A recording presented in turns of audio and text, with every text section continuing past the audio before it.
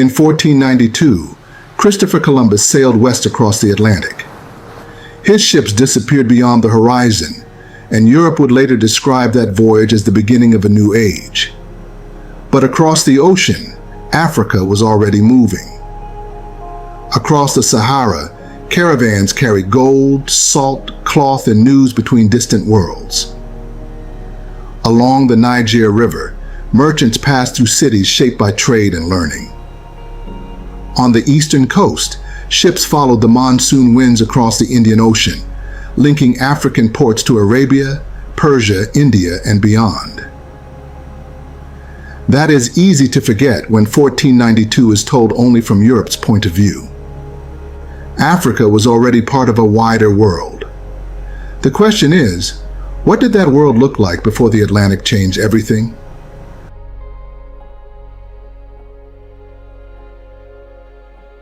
Africa in 1492 was not one kingdom, one people, or one story. It was a continent of deserts, rivers, forests, highlands, coastlines, and trading cities.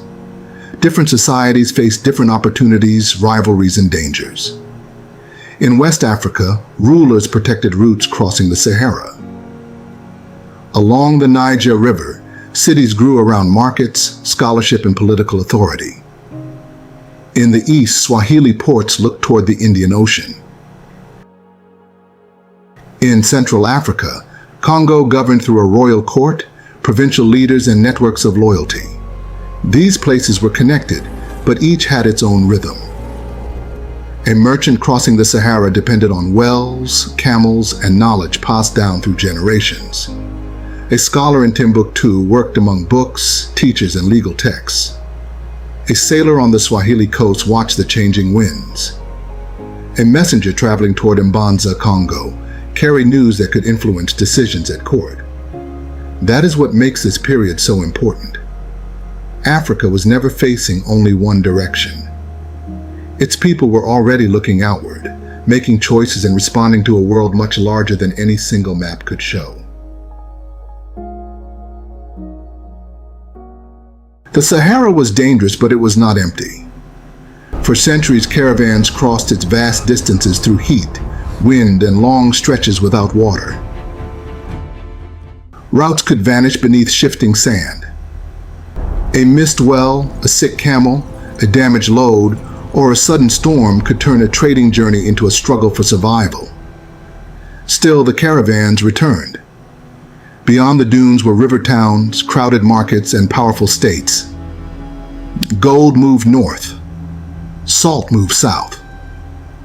Cloth, horses, metal goods, manuscripts, and religious ideas traveled in both directions.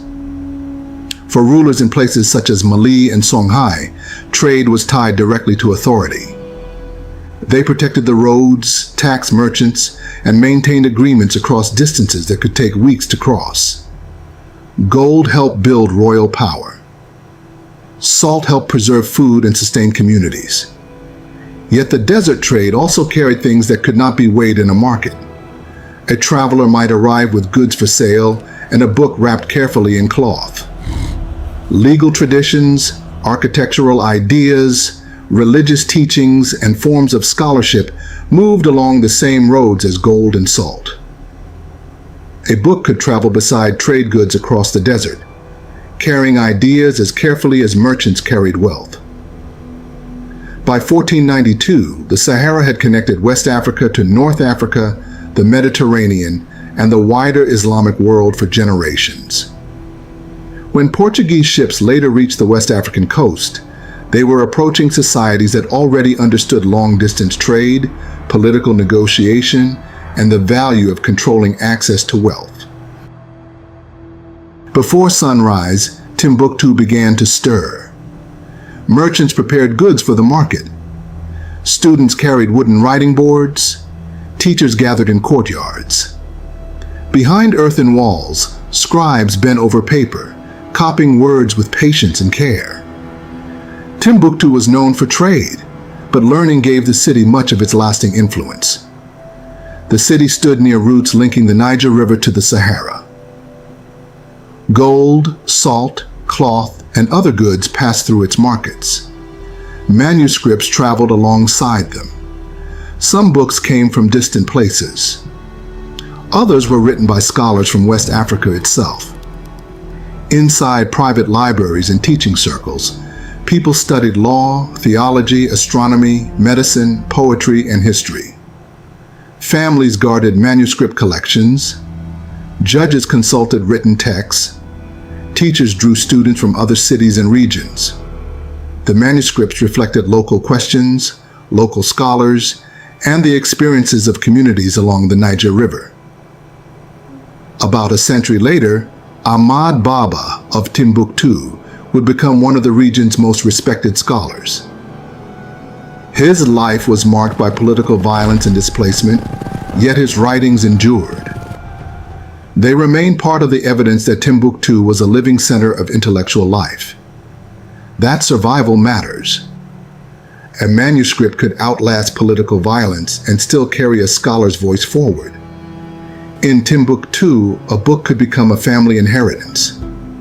A legal text could guide a judgment. A manuscript could preserve the thoughts of someone long after their voice had gone silent.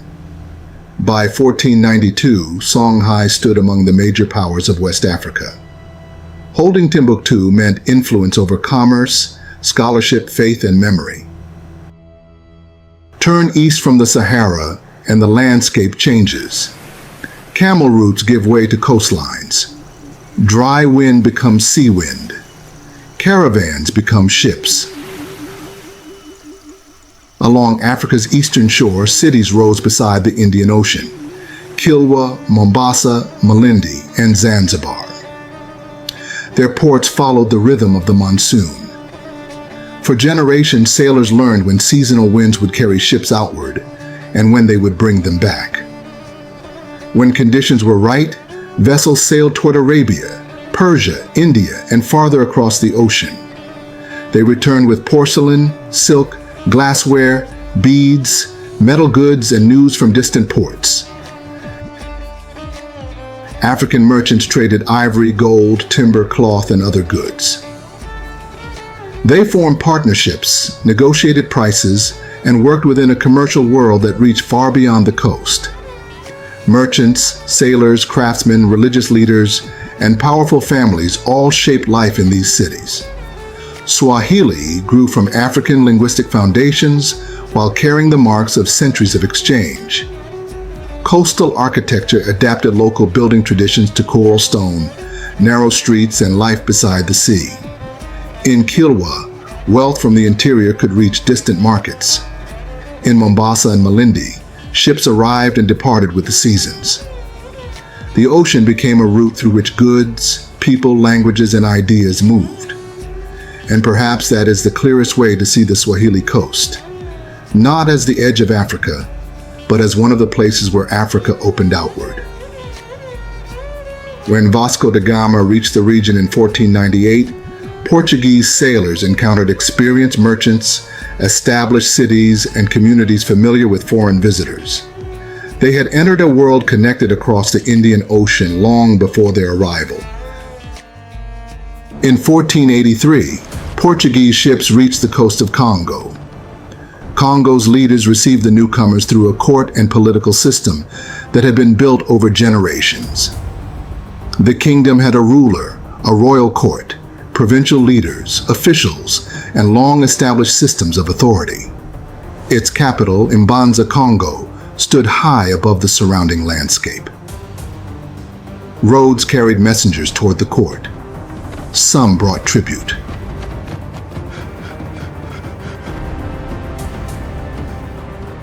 Some carried news from distant provinces. Others arrived with disputes that required the attention of powerful people.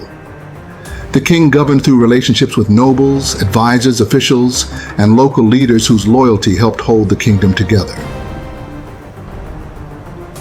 When Portuguese visitors arrived, Congo's leaders had difficult decisions to make. Foreign traders offered unfamiliar goods, possible alliances against rivals, and new channels for diplomacy. But they also brought pressures Congo's rulers could not yet fully measure. Congo's rulers observed, negotiated, and adapted as they tried to understand what this new relationship might mean. That is the uncertainty at the heart of Kongo's story. A new alliance may have looked useful at first. The danger was that the cost of such an alliance could become visible only after Kongo had already become tied to it. Years later, in the royal capital, King Afonso I would send letters across the Atlantic to Portugal. They were warnings from a ruler watching disorder spread through his kingdom. In those letters, Afonso wrote about people being taken and sold through the growing slave trade. He was trying to protect a kingdom whose relationship with Portugal had begun through diplomacy, but was becoming harder to control. The damage did not happen in a single moment. It grew through changing demands, political divisions, raids, and systems that treated human beings as commodities. For Kongo, contact with Europe became a long and difficult negotiation with a power that increasingly wanted more than trade. For centuries, African societies had built connections across deserts, rivers, forests, and oceans. Trade created wealth and moved ideas. It gave rulers, merchants, scholars, and communities ways to build relationships beyond their own borders. After 1492, the Atlantic became part of a different system. European powers were no longer interested only in goods. They sought influence over land, roots, labor, and political power. The shift was gradual. At first, foreign ships brought unfamiliar products and possible alliances. Over time, demands increased. Trade relationships became more unequal. Local conflicts deepened, and communities faced pressures created far beyond their own shores. People were increasingly captured, sold, and carried across the Atlantic as property. Across parts of West and Central Africa, old alliances strained. Some states became involved in raiding and captivity. Others were weakened by conflict, population loss, and instability. Families were separated, and communities were forced to adapt to a system driven by European demand. Here, the meaning of connection began to change. The same routes that had carried goods, books, and ideas could now be used to carry human beings away from their homes. The older networks did not disappear. Caravans continued to cross the Sahara. Ships continued to move across the Indian Ocean. Cities continued to trade, write, govern, and adapt. But the balance of power was changing. A new Atlantic system was growing, one shaped increasingly by conquest, extraction, and human suffering. So what was Africa doing in 1492? Caravans were crossing the desert. Students were learning in Timbuktu. Along the eastern coast, sailors watched the monsoon winds rise over the Indian Ocean. Across the continent, rulers governed kingdoms and negotiated a changing world. Its societies were already connected through trade, learning, diplomacy, and memory, and that matters because it changes the way we see the year 1492. Columbus's voyage did not bring Africa into the world.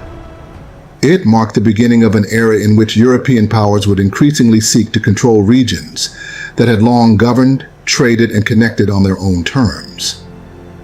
Not because Africa had been discovered, but because a new kind of power was beginning to cross the ocean.